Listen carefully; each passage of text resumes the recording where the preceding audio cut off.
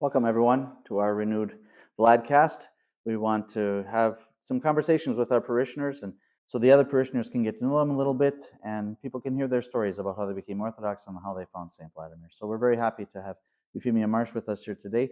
And Euphemia will begin with the same question we ask everyone first, and that is, how did you become Orthodox? And will you share your story with our parishioners? Thank you, Father. I became Orthodox because I ultimately wanted God. And I grew up as a Chaldean Catholic who had parents that immigrated from Iraq and became evangelical after they came to America. And so it was very ingrained in me that actually anything that was remotely Catholic, like venerating saints, praying to saints, venerating icons, going to a priest for confession, that these types of things were not biblical. And so I avoided anything Catholic, and I strongly opposed these types of sacramental life. Um, and it wasn't until I was around college age that I had some friends who were inquiring about Orthodoxy and had friends who were Orthodox that started questioning my faith. And for me, this was really shocking because I thought I had it all figured out as an evangelical with my Bible and all my scripture verses to defend what I believed.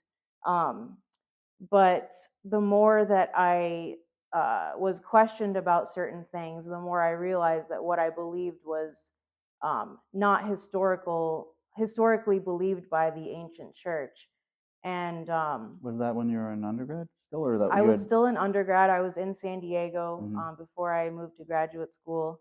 And one of the big questions that I struggled with was the real presence of the Eucharist. Mhm. And I had never really thought about that as an evangelical Protestant. But my family, when I brought this up to them, who are Chaldean Catholic, my extended family, they all believed in the real Sure, sure, presence sure. of the Eucharist.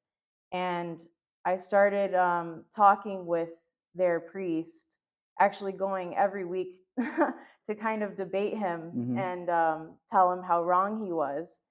And he just showed me the Bible that clearly Christ says, "This is my body and this is my blood." And it was really shocking for me to see Christ say that in the Bible.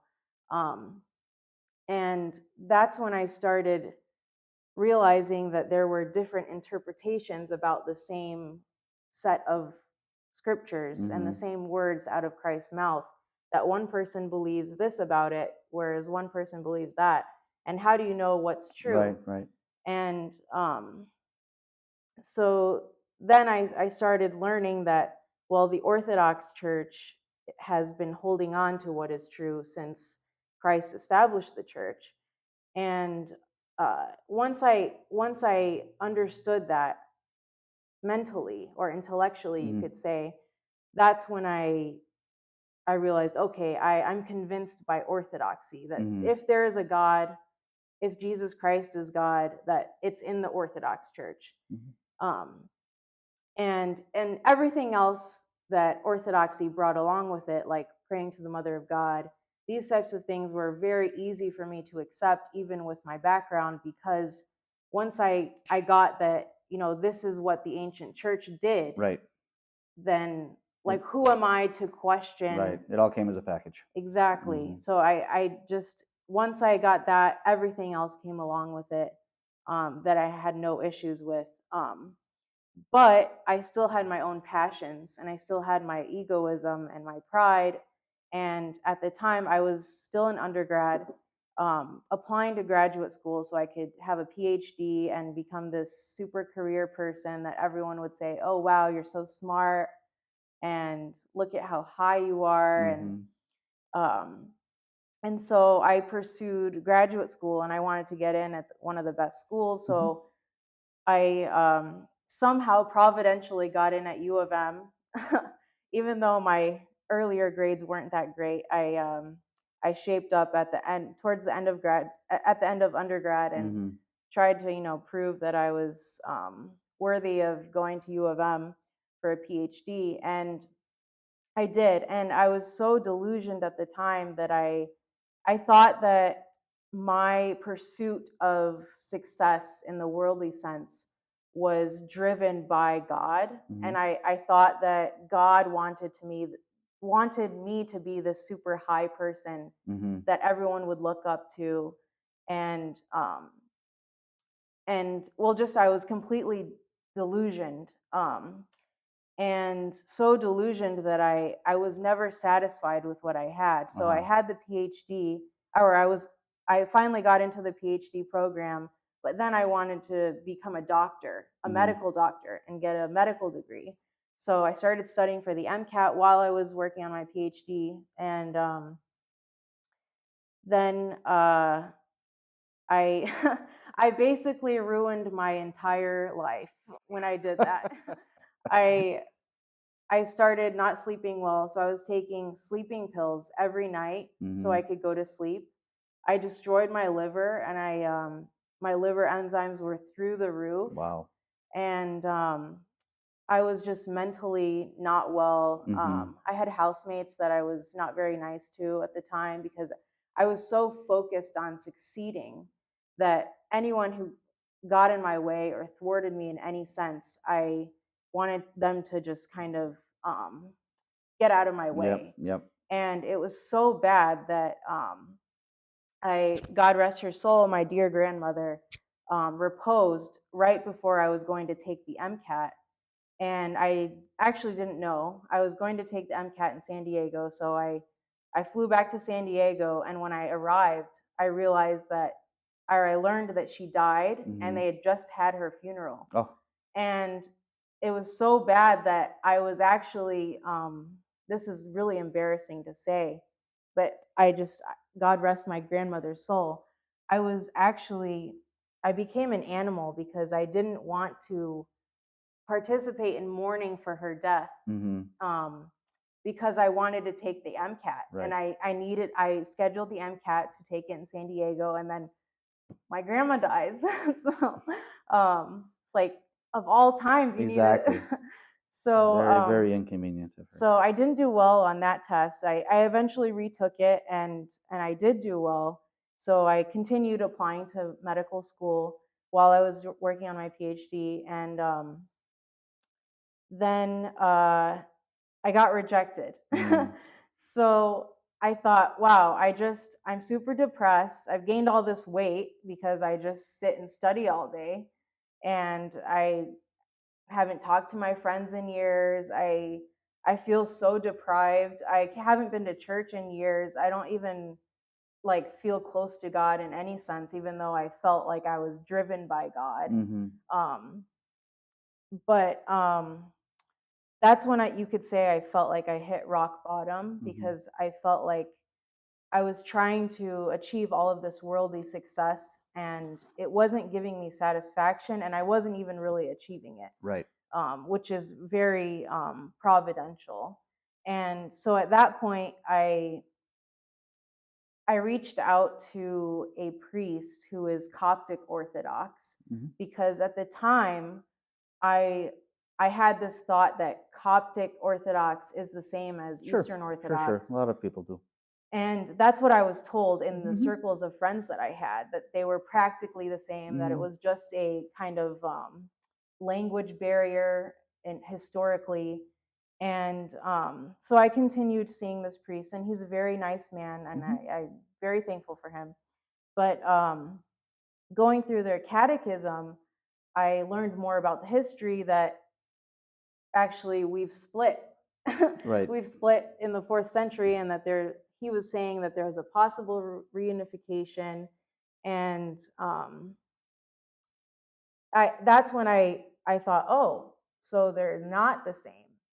So then that was a question of, okay, well, which one has the truth? They're both very traditional. They both outwardly look Orthodox. Outwardly they're very similar. And so at the time, I just went to the resources I had, which was online, and I was still getting a lot of spiritual influence from Eastern Orthodox people. One of them was Father Cosmas of OrthodoxTalks.com. Oh yeah, in Australia, yeah. Yes. So I actually reached out to him, and I asked him of course, an Eastern Orthodox priest is going to tell you that they're in the true church. Sure. But Happens to be true, but in any case, right. yes. I asked him why he believes that what his church is the truth, and or has the truth. And he told me about the miracle of the Holy Sepulchre The in Holy Fire. Jerusalem, Hmm. the Holy Fire at the Hmm. Holy Sepulchre of Christ in Jerusalem, and how the Holy Fire only comes, of course, on Pascha with the Eastern Orthodox patriarchs and bishops, Correct. but not with the Coptic bishops. That's right. And that was really all I needed. I didn't feel like I needed like a big, like, oh, I need all these arguments, even though I did go online and I listened to a debate of someone, maybe he still goes by this, David the Real Med White, online. He's an Orthodox apologist, and he debated, um, it was Eastern Orthodoxy versus Oriental Orthodoxy. Interesting. And I don't even really remember what about that talk convinced me, but I was kind of already like, this is where I want to be anyway. Right.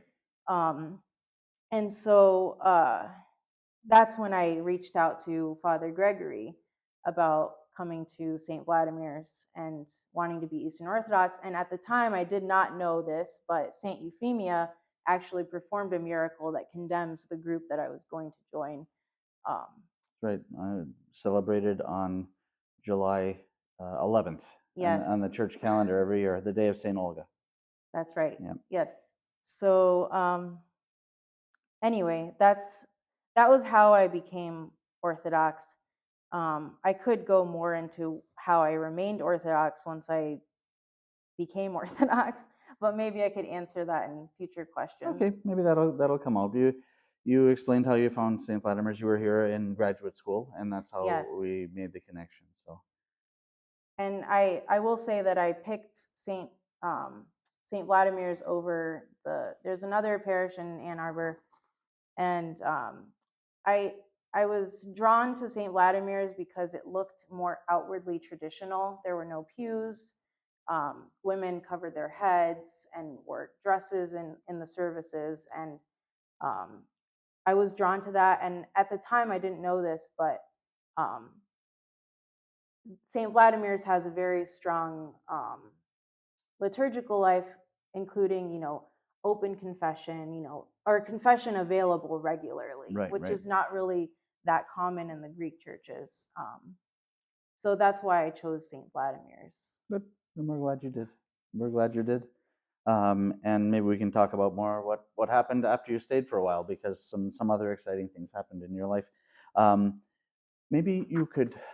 I think this is an important thing that we want to cover with everybody, and that is, what are some things that you think we do well as a parish, and what are some things that you think we could improve on? Because I think as soon as we feel like we've got it covered, everything is perfect here, like that's when everything falls apart. Like pride goes before a fall, pride goes before a fall, right? So um, lots of good things in Proverbs, and that's one of the best things. So it's if we think that we've got it all right, then we certainly don't. So anyway, it's good to say, like, if there are things that you like, that's super. But and you'd already sort of said a few things that attracted you, but also if there are things that you feel like from the perspective of a young mother or a new wife that could, or just as an Orthodox Christian, that you feel like we could do better here, we'd really like to know that. And I think that that's an important and ongoing conversation that I want to be very open in the parish.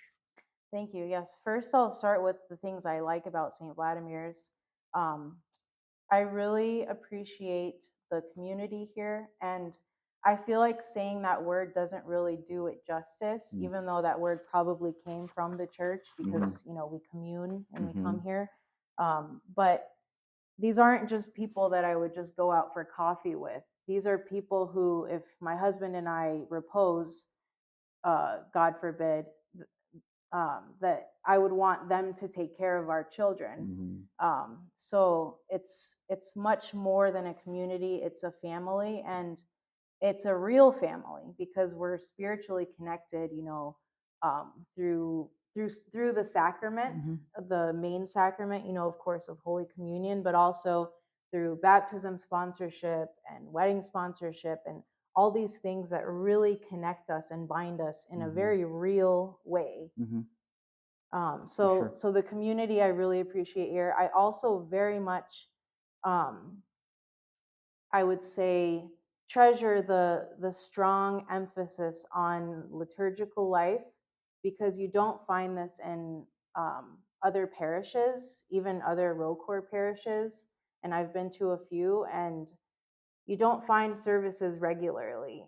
Even some of the great feasts are not celebrated at some other parishes. And it's really sad, but we shouldn't take it for granted that here at St. Vladimir's we have a full-time priest who works very hard to provide us every service possible, really. You can get your name's day service if you request it. You can come on every Wednesday or every Saturday for the most part. And every great feast, it's all covered here at St. Vladimir's. Yeah, thank God we have people who like the services, want to participate in the services. We have, choir who is willing to come and sing. So we're pretty spoiled, and we have some other priests who are actually good priests as well. So thank God it's a good team and a good family. Thank God. And you mentioned the choir. The choir is phenomenal here. You really don't find that in a lot of parishes either. Yeah, they work hard. They do. One thing I really enjoy about having such a nice choir is leaving the Sunday service and having the songs of the liturgy just in your head throughout the week, because it's so beautiful to listen to. Your mind gravitates towards wanting to have that in your mind, which is a good and holy thing to have in your mind. I think for us adults it's really great, but I think for the kids it's even more important, because like that, their earworms are like Cherubic hymns, Definitely. So and that, I think that's great. Gabriella, actually, our 1.5-year-old, she actually sings a lot at home, and you don't know what she's saying, but I know she's saying something from church. And sometimes it sounds like she's saying "Holy God." She goes, "Holy God." That's one that they pick up early. Yeah. So it definitely impacts them, and I think it's even though we can't see it, it strengthens their souls and strengthens our souls as well. For sure. Like from your perspective, we could do better, because I think it's really important to have those conversations. Definitely. Yeah, I think we could improve in some ways. I would say the most obvious way we could improve is by having a larger space. Yeah, for sure. And I think this is a group effort, meaning let's build a new church. It's really kind of frustrating when you're holding a baby and you have to like fight 100 coats just to get to the nursery. That can also, as a guest, make them feel kind of overcrowded when they come in, and they really just like get crouched by all these people. It's a wall of humanity. Right. It kind of can push them away from coming again. Yeah, I mean, Europeans usually are willing to be closer than Americans, but like probably nobody likes to be just like that. So, but I think that if people were willing to tithe, because there's a lot of people that come to church, and there's a lot of families and people that I think consider this place their home church or their home parish. Yeah. If people started tithing or financially supporting the church more, then I think we could really improve on getting the church built. For sure. Since you grew up as a Protestant, maybe you can talk a little bit about tithing, because it's stressed a bit more probably in North America in Protestant circles, or like in Protestant areas. Like if you go to Texas, like everybody understands that tithing is part of being a Christian, and people actually seek out a church so that they can tithe, so they can give their tithe. So I think it's a little different in the South than in the North, but nonetheless, I think it's a good conversation for us to have, and we're trying to encourage everybody to make an effort towards tithing. So maybe you can talk about your experience growing up with that. Definitely. So growing up, well, we actually didn't have a lot of money growing up. We grew up I was in a single parent household, without a father financially supporting the family, the mother working, a minimum wage job and just trying to get by. But my mom always tithed, and I was always taught to tithe. Like you said, Protestants, they just do it. And for me, I never really thought twice about it because I was taught that this isn't my money, but it belongs to God. Right. And um, a lot of times as a child, we did math exercises related to tithing. So it's like, okay, you have $1. How much of that belongs to God? Right. And so it wasn't really anything I questioned growing up because it was something that I learned very early on. It's interesting because St. John Chrysostom says that tithing is like that's the Old Testament standard, and that as in the New Testament we should try to even exceed Yes. that. But the thing is, at least 10% is easier to figure out than 11 or 10.5. So that's why we urge people to tithe, and then it always comes out that you do a little bit more anyway, so that you exceed that. But what we did in our house is we just like figured out what the tithe was for us, and we set up a recurring donation, and it just happens every month, and we don't think about it. We don't have to write a check, we don't have to get the cash, we just like it comes from our bank account into the church, and we got a lot of peace from that. I don't know how you guys like technically how you set it up, but at least for me that was really like a great amount of peace, that okay, we made our decision, we figured it out, we did the tithe, and now we don't have to think about that anymore. Once a year you kind of reestablish that, whatever. But anyway, that was really a great bringer of peace for us in our family. So I think starting that habit early on for sure would really help because one good example was there's a mission parish in our diocese, and their matushka was talking to me about their tithing experience.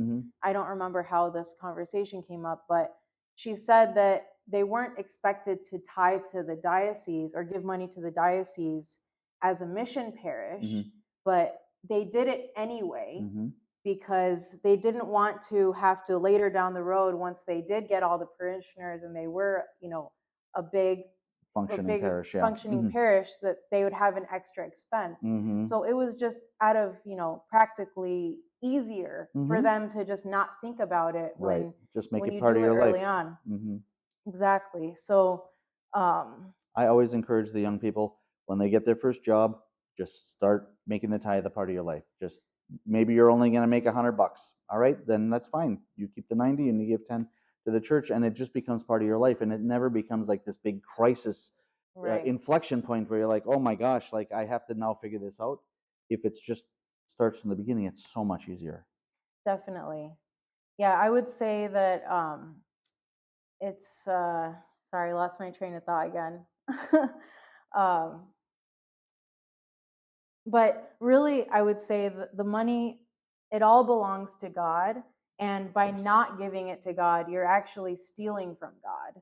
And that was a concept that I understood very early on as well, and it's also biblical. There is in Malachi 3, it talks about God is actually telling people that they've grieved him because they don't tithe.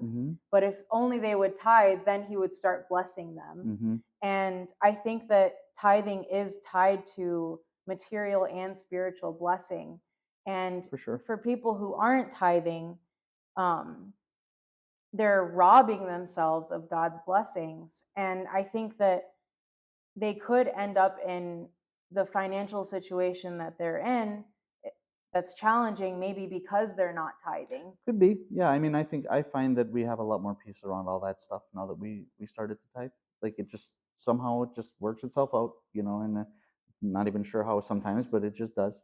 Another place that I think it's an important, like a very interesting piece of tithing that maybe for some of our folks would be interesting to know is when Abraham made his tithe to Melchizedek. Like that is a very interesting piece of the Old Testament. Like there's a lot there. This Melchizedek who kind of came from nowhere, and this lives for almost forever, kind of like it's obviously that it's a type of the Savior, of the Messiah. And Abraham himself gives tithes. So that's a very interesting, I find that a very interesting piece, and I think it's very helpful for people. After that, St. John Chrysostom, very helpful. Yes, and I do think that, we talk about all these outward things that we do behaviorally, but, orthodoxy is also about the inward life. Of course. And it's also about giving God our first fruits in everything. So not just tithing, but or our not first just thoughts. not just on Transfiguration. to bring the actual first fruits, Exactly. but that's a representation of the what we're supposed to do for our whole lives. Exactly. So it's a more tangible way of trusting God and of giving him, it's his gift anyway. Right. So we're just giving it back to him, thine own of thine own, Right. like we Exactly. pray during the liturgy. Um so anyway. That's great. That's very helpful. I wonder, to shift just a little bit, having been someone who's come recently into the church, like within the last 5 or 10 years, 5 years, Mm-hmm. and going through that process, and now you lessons learned, what lessons would you share with like the catechumens that we have now, or like the newly uh, christened Orthodox Christians? Like, I realize 5 years is not a long time, but it's actually kind of good because it's not so long since you did it that you forgot. So like as a someone who is just going to become Orthodox, or someone who is newly Orthodox, what kind of thoughts do you have for them? So I was talking about the inward life, and that's it. So there's going to be times when you want to give up on your spiritual struggle.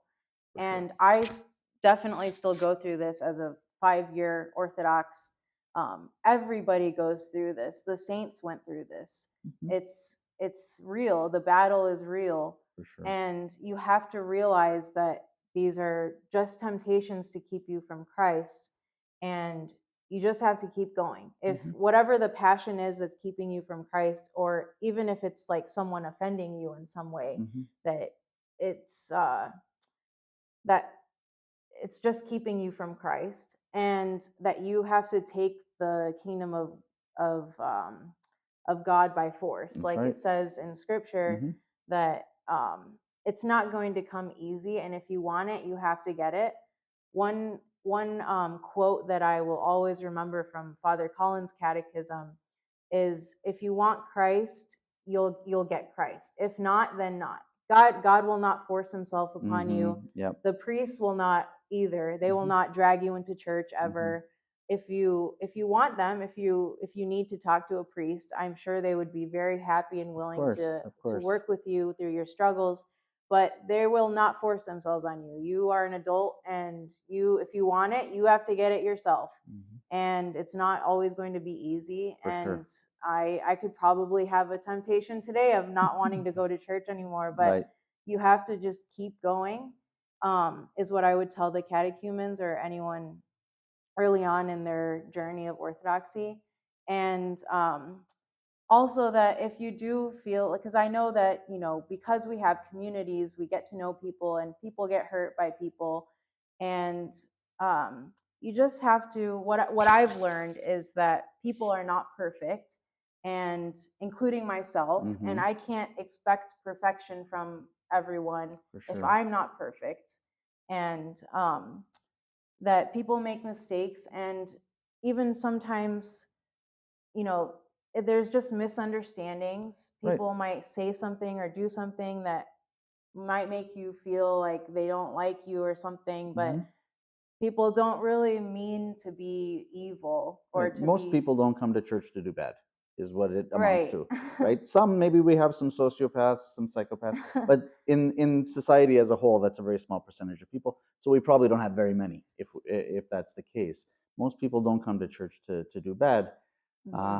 But the fathers say it's a spiritual hospital, right? So like, not only are we spiritually sick and trying to get healthy, so are those other people around us. And I think it's really important to remember that. Like we once we realize that we're sick, that's kind of like one of the biggest, hardest steps. Then we're like, well, why aren't the rest of these people healthy? We're all struggling. And I think it's funny because a lot of times people from outside looking in, I've heard people say this so many times in America, like, oh, those people in church are perfect. I'm like, who? Like, which one did you meet? People have this idea that if they come to church, that they're going to be among like perfect people, and therefore they're going to feel bad because everybody else is perfect. Of course, it's completely the opposite. Everybody who's in church is just smart enough to realize that you need to be in the spiritual hospital if you're going to get healing. And to have more patients come in is good. That's what we want. Definitely. I think the main kind of last question, but it'll probably lead to a lot of other conversation, is What question did we not ask that we should have asked? Well, there's more I would say on other questions you asked. Mm-hmm. So I could talk about that, or I could go into something new. There's no rules here, Okay. really. I mean, some rules, I but not can many. I one thing that I was going to mention on what we can improve is I mean this with love to all my brothers and sisters, and I'm speaking to myself really, is that I think when we come to church, we should really try to make an effort to be reverent in church, and not talking during the divine liturgy and distracting other people. And I know it's very hard, especially if you have children. Right. I'm in that boat Mm-hmm. myself. But you also have your own thoughts you need to fight against, because there's times, even if outwardly you look like you're doing everything correctly and you're crossing yourselves at the right time and you're just standing there looking like you're reverent, you could still not be. Sure. And most of the time, if I admit, my mind does wander. Sure. But I think we should try to make a sincere effort to be present with Christ, because he's with us here. And it's really an amazing thing if you think about it, that course. Christ is in our midst. Yeah. And I think we should try our best to try to do this for him. It's not really for each other, like, oh, look at me, Right. I'm standing here properly and all these things.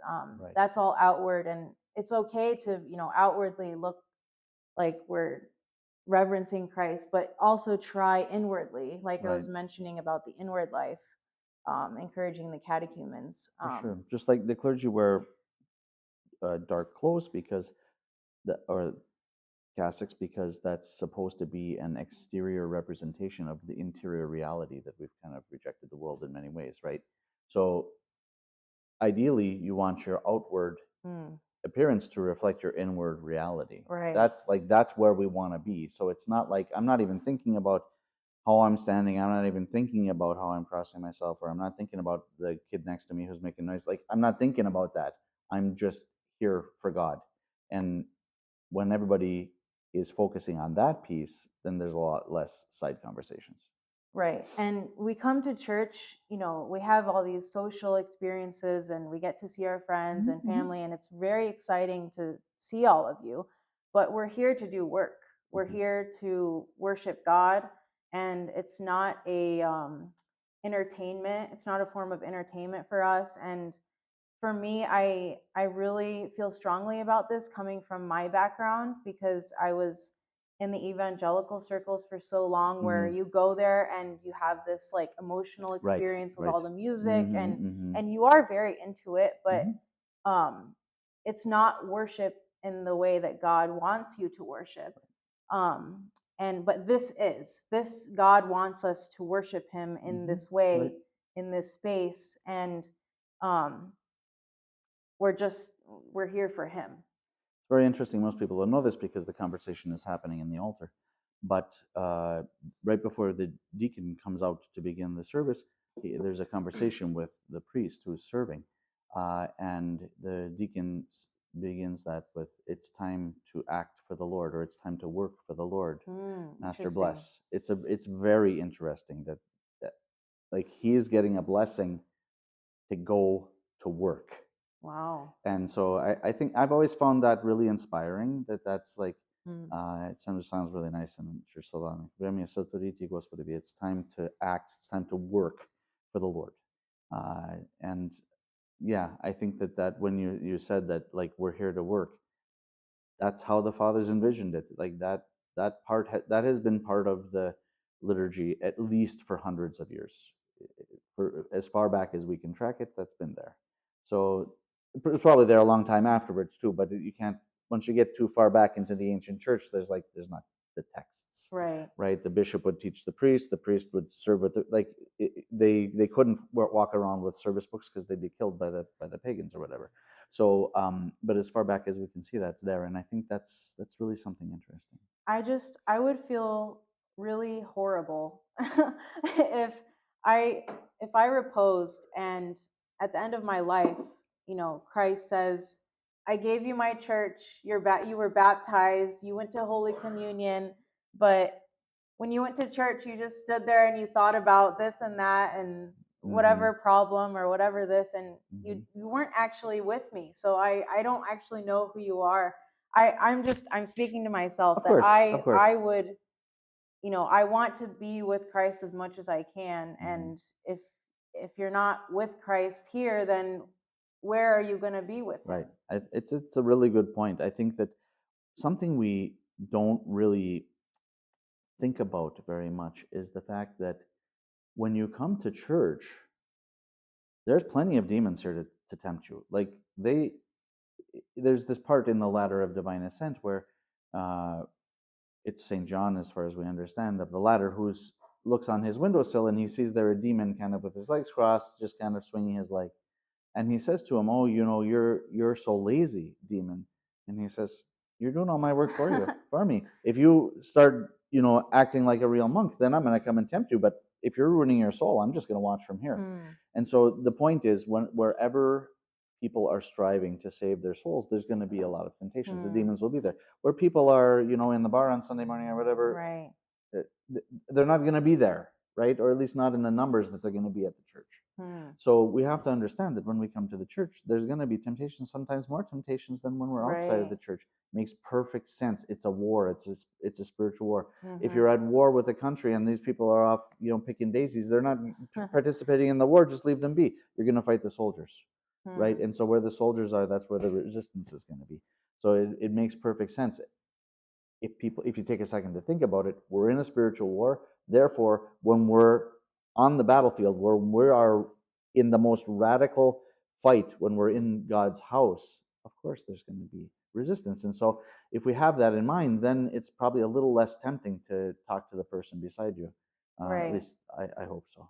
I think there's a temptation to become complacent when we have so much. God has given us so much. We're not living in the time of the martyrs, or even in Ukraine now, or where people are really struggling to live out their Christian faith. Right. But here, we live in America, and I don't see anyone who's telling me not to go to church, Right. or, threatening to cancel the services. We have so many services, we have so much, and God will judge us based on what he's given us, which is a lot. It's a good point, I think. And I hope that, like that people will, if you're really struggling with being in church and you're always talking or whatever. I don't know. My back is turned, so I have no idea what's going on out here. If you're not too noisy, and so I think it's important to talk to the priest. Like we have tactical advice about these kind of things. Everybody has the same strategy. As I said, people don't come to church to do the wrong thing, but sometimes you need tactical advice to be able to get that strategy taken care of. So anyway, that's a good point. I struggle with it too. I'm not saying that like, look at me, I got this figured out. Everybody so I'm telling does. everyone how to do it. And plus, everybody, when you have a little one in your arms, you get it all straightened out, and then they just start to decide to start singing or whatever. You just can't. We don't have control of the whole thing, but as long as we're striving and doing our best, I think that's what the Lord is really asking. Yes. Also, you kind of jogged my memory. You mentioned Slavonic. So that's one thing I really appreciate about St. Vladimir's is that we do half Slavonic, half English, because I think it's really important to preserve the usage of such a holy language, and at the same time be able to understand what we're praying and worshiping. So I think it's a good balance of both, of keeping that tradition in some way, but it's not completely, so it's not completely lost. Right. Good. I'm glad. It's interesting. You may not know this. Father Colin did his thesis in the pastoral school on the reason why Church Slavonic is important for Americans. It's a very interesting. I think his I won't go through it all here. When we'll interview him sometime in the future, and I'll ask him to talk about that. But it's a very interesting thought that he had, and he was able to write a really nice thesis about it. That it's important for folks in North America to not just focus on themselves. Essentially, I agree with that. I would say that for my own family, we want to start learning the Lord's Prayer and the Creed Yeah, in Slavonic so that's a that great we way to can, start. pray at home Hmm. and Hmm. in church Slavonic as well, because we can preserve it in that way too. We didn't plan this, but we happen to have the handout that we give every Sunday right here in our little table here, and on one side is the Our Father, which is a lot shorter, of course, than the Creed, and it's in English, and then it's written out in Russian letters, but it's Church Slavonic, and then it's in Latinized Church Slavonic, so people can kind of follow along and try to learn it that way first. And the same thing on the back where we have the Creed, which is a lot longer. So we hope that people will learn those and work on those, and what you'll find is that actually your children will learn them just by listening. Yes. Sometimes they get a couple things wrong, which can be kind of funny, but anyway, it just happens. And if you think about it, it makes perfect sense because most of these saints on the walls here at St. Vladimir's, these are people who were probably not literate. At least the vast majority of Christians in history, just like the vast majority of people in history, were illiterate. And so what the saints learned, how they were sanctified, was largely through the divine services because they listened to it even if they couldn't read. So I think it's not a secret that I think that the divine services are really important, and the sort of pure theology that we learn from them that's what we need for our salvation. So it's a really important part of becoming sanctified, of being transformed into the sons and daughters of God. Definitely. I agree with that. And that's something I would encourage the young catechumens to come to as many services as they can.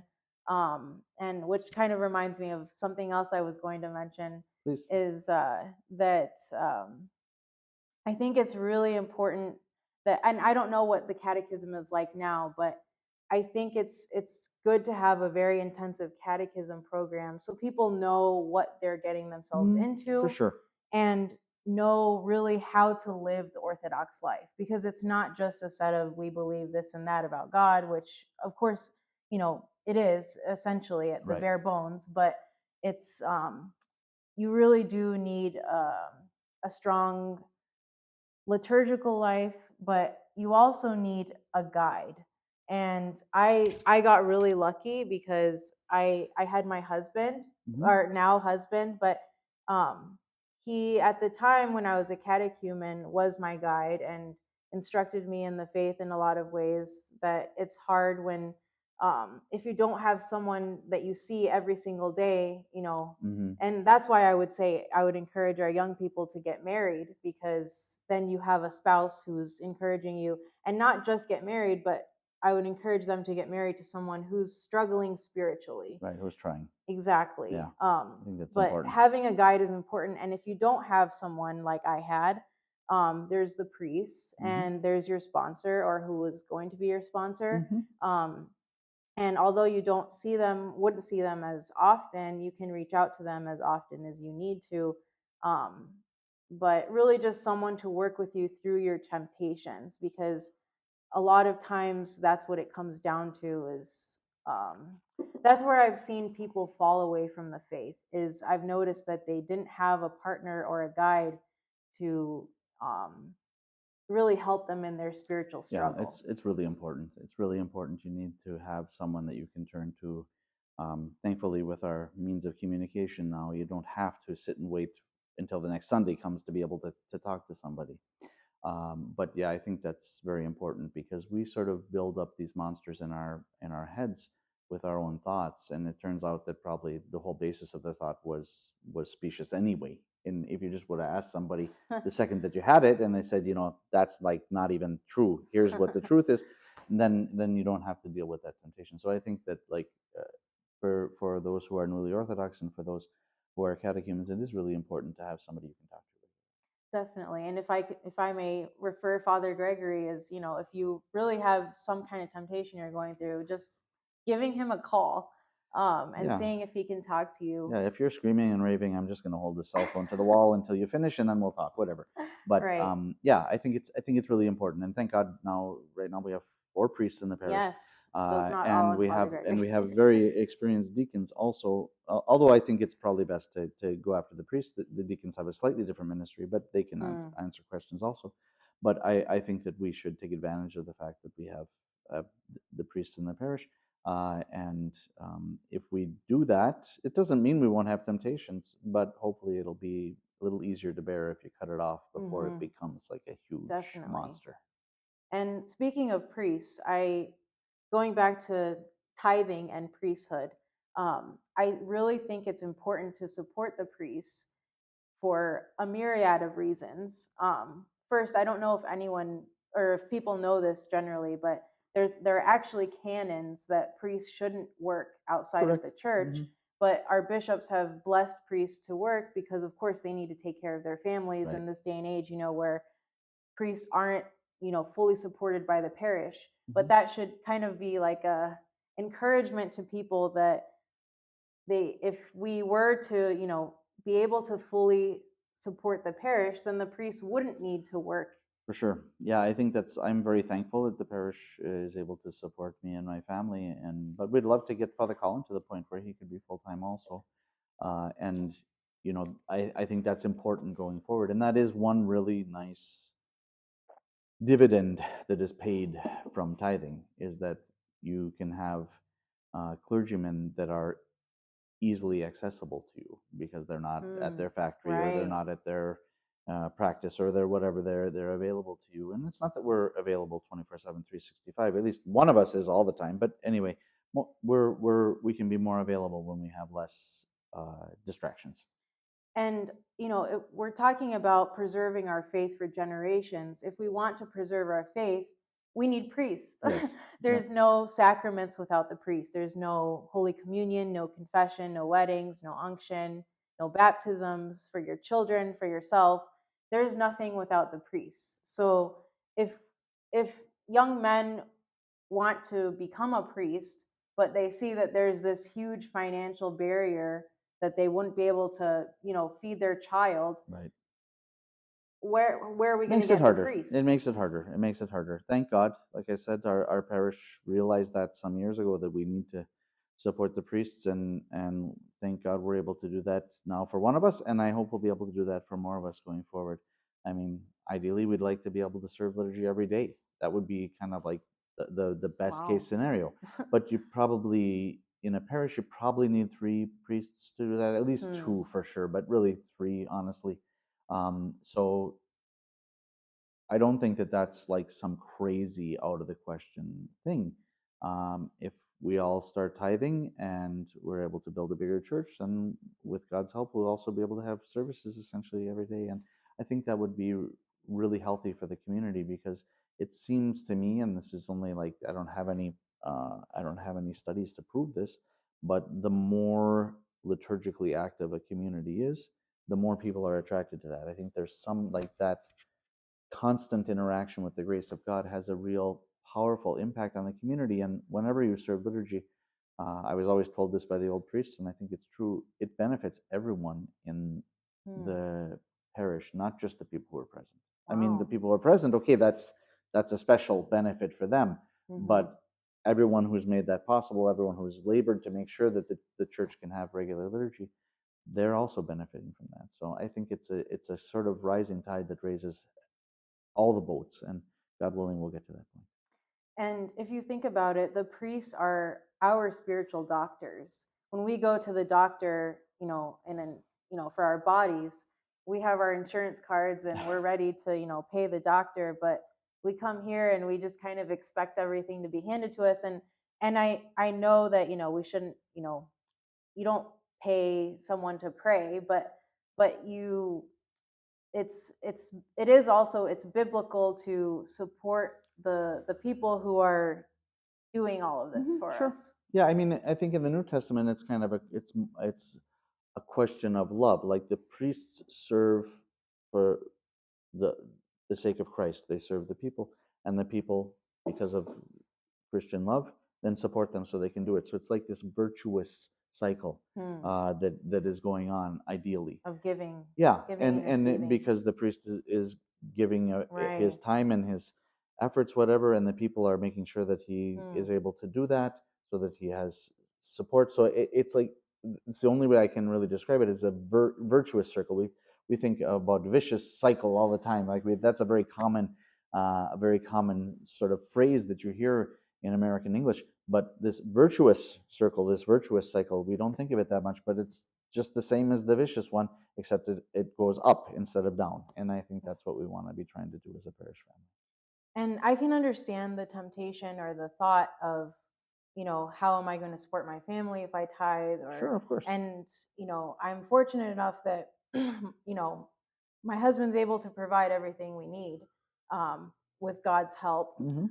But I do understand that there are families that are really struggling, but I would encourage them to tithe because, like I mentioned, my background, like God never forsook us. It was Hmm. the whole point of, being taught to tithe early on, even though we didn't have much, was God always provided for us Hmm. somehow. Hmm. And so it was kind of unquestionable. But like I mentioned before, I think that if people start tithing and they're in a financially strainful situation, I think God would really, see that effort and bless it very much. And who knows, I don't know how God works, but maybe you'll get like some check in the mail or some promotion or Yeah, something. something always seems to happen to do that. And another nice thing about tithing is it allows the parish to have a fund that can help people. Like we collect for this fund for those in need all the time during all the Lenten periods. And so we do have some funds there. But if people were able to tithe, there would be more funds. And that then you get in this tough spot and the parish just says, okay, whatever, here, help, we'll help you and it'll be fine. So that's what a family does. I think it's a real, we've tried to focus on that metaphor of family here. That was here a long time before I got here. That was Father Paul's thing. And I just thought, well, at least maybe we won't break that. And even if we break everything else, and I think he was right, and I think that's the best metaphor that we can use for our parish. So There's a couple of temptations that I had, or you could say still have, with tithing. The first was when I first started coming, I thought, oh, like they only want me because like I would tithe, uh huh, uh huh, uh huh. and I had this thought like they only want my money, But once what helped me get through that temptation, I mentioned it to Father Gregory, and he said actually that the priests don't know who tithes. No So idea. everyone is really treated the same whether or not they tithe. So that's one thing. And we do that on purpose for that exact reason. Because when you call me at 3 o'clock in the morning, and you say, I need you to come now. I don't want to have that thought in my head, like, oh, but you never give anything to the parish. Like, I have no idea. I have no Yeah. idea. Sometimes people tell me something. I'm like, okay, I can't unhear that. But we have no idea who gives what, and that's the way we want it. Yes. And something else that helped was once I learned that actually hardly anyone actually does tithe in this community. So I learned, okay, they're not just being nice to me because they tithe or because they want my tithe, but they don't actually tithe. So Well, I think it's a um real mixed bag, and what we've yeah. found is that over time, like over these last 5 years, probably, uh, more and more people have been making that effort. And I can say that only because they tell me that, and they talk to me or they talk to one of the other priests about that, and like, okay, this is our struggle, or this is what we want to do, and we're having trouble here or whatever. And that's what we want you to do. We want people to come and talk to us about that, because it's it is a difficult spiritual thing to do. But Hmm. just like almost everything in the spiritual life which is difficult, it also comes with great rewards. And if we can trust God, Hmm. then we see that it's going to just work out great. And when you talk with other people about it, many times people are like, oh yeah, I started tithing, and yeah, like, I don't know why, but like everything just seems to kind of fall into place Hmm. now. And like, I mean, that happens. People say that so many times. So there's definitely something going on there. So it's not magic, but you know your thought about it's really all God's and he's just asking us to give 10% back. I think that's a good thought. That, like, Hmm. if we can adopt that paradigm, we are not far from where we need to be. Because the more we embrace material things, the more those things will kind of tie us to the earth. And the more we realize that we're just pilgrims on this rock and we're just preparing ourselves for the next life, then the better spiritual place we'll be in. Yes, and there's also temptations if you are tithing, because one of my temptations is, okay, I tithed, I checked the box, I did it, God, Right. I fulfilled my obligation, but God expects so much more from us. Like I said, it's the inward life, but it's also, supporting monasteries or supporting, other ways, like other ways of, monetarily supporting God's church, And we talk about time, talent, and treasure, right? Because sometimes you're in a part of your life where you don't really have a lot of treasure, right? You're starting out, whatever, building a family. There's not a lot of treasure lying around. Okay, that's understandable, but maybe you have time or maybe you have a talent that you can use, that you can tithe to the church. And I think it's important for people to think about it in those ways too. Like, yeah, we should try to tithe with our income, but we should also look at the other things that we have to bring to God, because yeah, if you read about tithing historically, it wasn't just about money, right? The Hebrews brought a portion of their crops and they brought a portion of their animals and all those things. I'm not saying we have to copy what was done in the Old Testament, right. but like there's some wisdom there. And the three things that we have to bring to God generally are time, talent, and treasure. And we should think about that and try to utilize those things. Again, giving God back just a little bit of what He gave us, for His glory. And if we have that paradigm, like I said, we're not far from the right path. And one example is the baptismal service, where we get the tonsure, is an example of giving God something that belongs to us, which is our hair. Right. It's just a simple, act of giving something back to God that's already His. Yeah, that act of tonsure is really an act of like obedience, saying that we're God's, and we commit ourselves to that. And I think it's very, very important for all of us. I think it's been a great conversation. And is there anything else that you wanted to say before we wrap up? Yes, I did want to talk a little bit about kind of family structure and femininity, you could say. Um, there's Those are two kind of big topics that kind of are interwoven with each other. Um, and this is all kind of my own opinions, really. So, and Okay. I don't want to offend anyone, but I'm sure you've offended many I'm people sure I've already already tonight, so offended just people. go for it. So coming from my background of wanting to be this ultra career woman, I I realized that I was robbing myself by like wanting to be on top and wanting to even just be higher than men, you could say, which is a very feminist way of thinking that I didn't realize at the time. But I think it's really important for us to try to strive to have kind of traditional family structures where the husband works and the wife is at home taking care of managing the household and being with the children, um, especially if the children are young and not in school yet, um, and or homeschooling to be an option as well. But I would really encourage that, which kind of goes to my point of femininity, because I think men feel more like men in this society that we live in, where men have become ultra feminized in so many ways and degrading men in a lot of ways. But I think men feel like men when they're the providers of the family.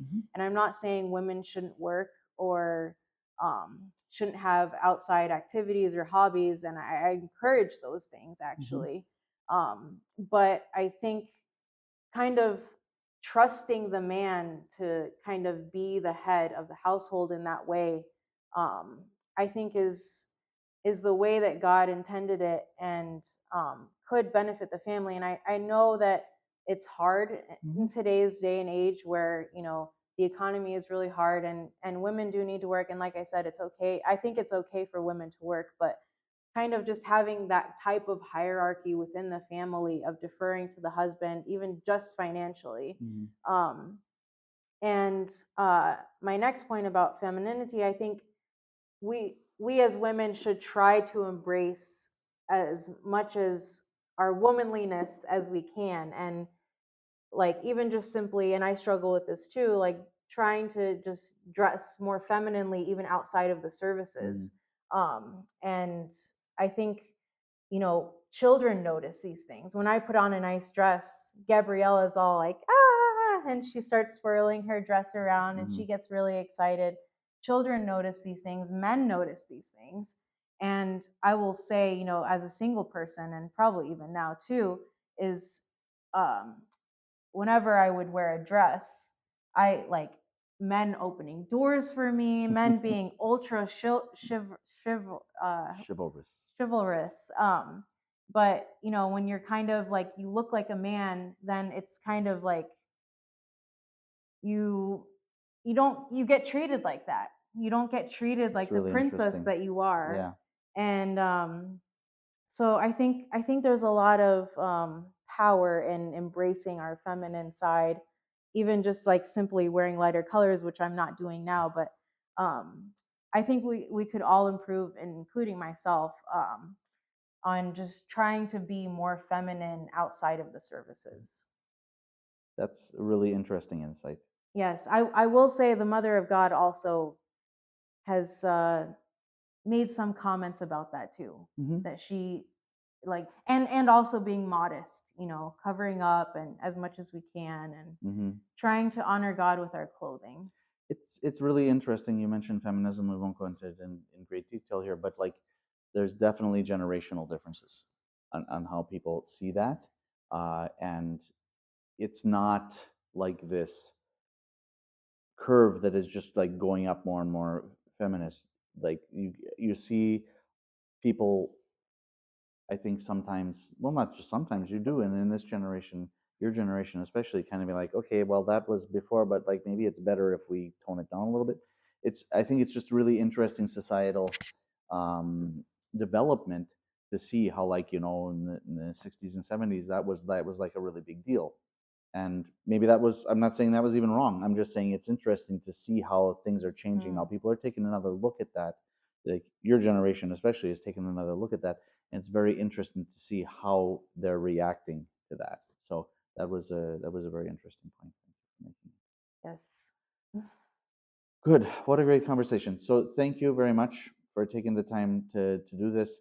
I know that the conversation is going to be really interesting to a lot of people, and I'm sure it's going to be interesting to some people, like, because they might not agree with things that you said, and that's okay. Because Mhm. as Orthodox Christians, we're not made to be like these cutout cookies, like these, just carbon copies of Right. people. Everybody comes to the church with their own like personalities, Mhm. their own kind of inclinations. And the idea is to try to take those and bring them higher, like to sanctify them in Mhm. God. So, like, when you become an Orthodox Christian, it's not like you become a perfect person, like we talked about Right. before. Like, you're not going to necessarily lose, well, it would be weird if you lost your personality. Like, I would say that's not even healthy, that you try to be something completely that you're not, but you should try to be who you are in the most Christian way possible. And I think that's what the church gives to us. It allows us to sanctify whatever it is that God gave us for His glory. And I think that's a really important point for people to understand who are looking from outside. We're not looking for people to be spiritually deluded. We're not looking Mhm. for people. It's not a cult.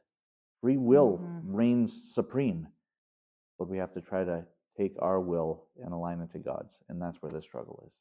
If I could make one more note about our last topic, um, just from my own experience, Hmm. it's been very liberating in a lot of ways to kind of take the step back and not have to like be the person on top, Uh huh. Uh huh. and just kind of let a man do that, Hmm. and kind of supporting him in what he does. Hmm. Um, and like it takes a lot of pressure off as a woman. Sure. um, and another point is that it can also be incredibly challenging to do that Of because of the course. old baggage that I have, coming from my family is a single mom taking care of me, Uh-huh. I have it very Of ingrained that, course. independent woman, the woman does everything. The Hmm. woman is basically the husband and the wife. She, provides for the family. She does Right. this and that. But um, so I came from that too, Hmm. and it creeps into our family where I kind of want my way, and I want to do it this way, so we're Hmm. gonna do it this way. Hmm. And if it doesn't happen the way that I want it, then it's not good. But it's very challenging to give up and to submit to my husband. But I think it can be very beautiful if you work together with your spouse, and he is the one who kind of, you trust him that he's doing everything he can to do everything for the benefit of the family. It ends up being a beautiful arrangement. And in the end, it's beneficial for my salvation. Hmm. So even if it doesn't feel good to have something, not the way I want it, it actually is better for me. Hmm. Well, Um, you remember the crowns that we wear at the wedding are martyrs' crowns, right? The two have to become one, and then we have to take that will and bend it to God's will. So it's a real struggle. But if we all work together uh, as husband and wife, then we can attain salvation, which is yes, it can be the very whole hard. point. Eh, I'm pretty sure if it's not hard, you're not doing it right. Right. I mean, as Orthodox Christians, we see hard as potentially good, but easy as potentially like a temptation. So we have to embrace the struggle of marriage as an ascetic exploit. But if we do, then it can lead us to the heavenly kingdom. Thank you very Yes, much, thank you, Euphemia, for Father. taking the time to have this conversation tonight. Thank you. You're welcome.